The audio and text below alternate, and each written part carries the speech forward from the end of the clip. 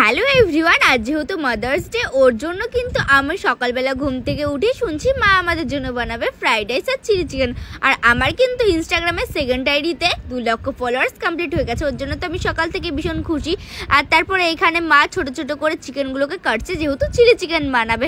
আর তারপর আমি এখানে হাঁড়ি কড়াই একটু মাটি দিয়ে নিচ্ছিলাম, যাতে উনুনে যেহেতু রান্না হবে কালি যাতে না হয়ে যায়, ওর জন্য কিন্তু আমি এখানে ভালো করে কাদাটা দিয়ে নিচ্ছিলাম। আর এখানে কিন্তু বাসমতি চালটা ভেজানো রয়েছে, এটা 30 মিনিট মতো ধুয়ে দিতে হবে।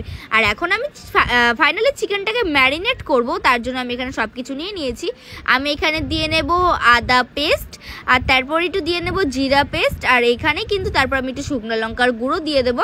শুকনো লঙ্কার গুঁড়োটা তোমরা চাইলে স্কিপ করতে পারো, যেহেতু ফ্যাকাশে কালার হবে, ওর জন্য মা আমায় বললো যে শুকনো লঙ্কার গুঁড়োটা দিয়ে। তারপর এখানে পরিমাণ মতো কর্নফ্লাওয়ার দিতে হবে, তোমরা কিন্তু কর্নফ্লাওয়ারটা পরিমাণ মতো দিও। তারপরে এখানে চিলি সস দিয়ে দিতে হবে। চিলি সসটা পারলে তোমরা একটু বেশি করে দিও, কারণ একটু ঝাল ঝাল হবে, খেতে ভালো হবে। তারপরে এখানে আমি 2টো ডিম ফাটিয়ে দিয়ে দিলাম। এটাকে এখন সুন্দর করে মাখবো।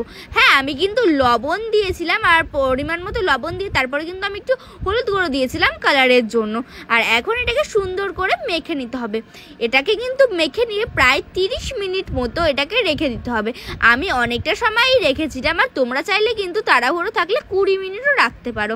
আর তারপরে মা এখানে আমাকে মণিবুনু কমেন্ট করেছে, দিদি আমার নামটা নিও। তো কেমন আছো মণিবুনু বলো, আর তোমরাও কিন্তু তোমাদের নামটা কমেন্ট করে যেও। তো তারপরে মা এখানে লবণ, দারচিনি আর তেল দিয়ে দিল। আর এখানে বাসমতি চালটা দিয়ে দিল রাইসটা করার জন্য। চালটা যেহেতু ভিজে রাখা হয়েছিল, ওর জন্য তাড়াতাড়ি ভাতটা হয়েও গেছিলো।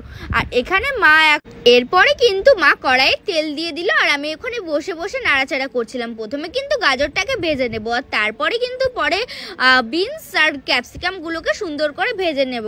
আর এগুলো ভাজা হয়ে গেলে কিন্তু এখন মানে এগুলোর সঙ্গে একটু কাজু কিশমিশ দিয়ে এটাকে সুন্দর করে আর একটু ভেজে নেওয়ার পর এটাকে কিন্তু সুন্দর করে তুলে নিতে হবে।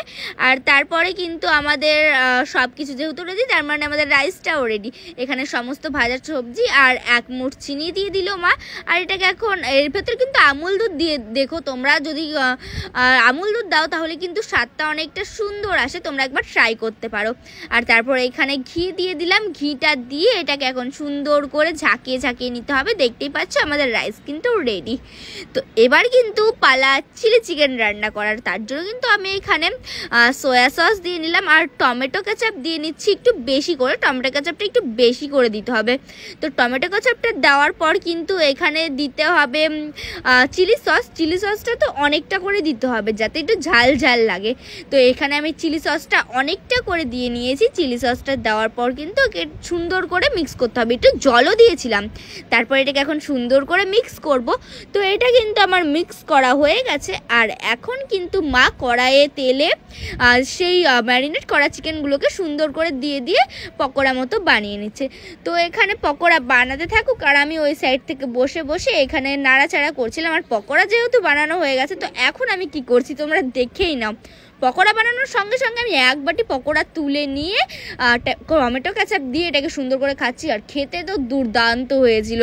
তো আমার মনে হচ্ছে এগুলো সব খেয়ে নিই। তারপরে মা এখানে জিরে, শুকনো লঙ্কা, তেজপাতা দিয়ে নিল।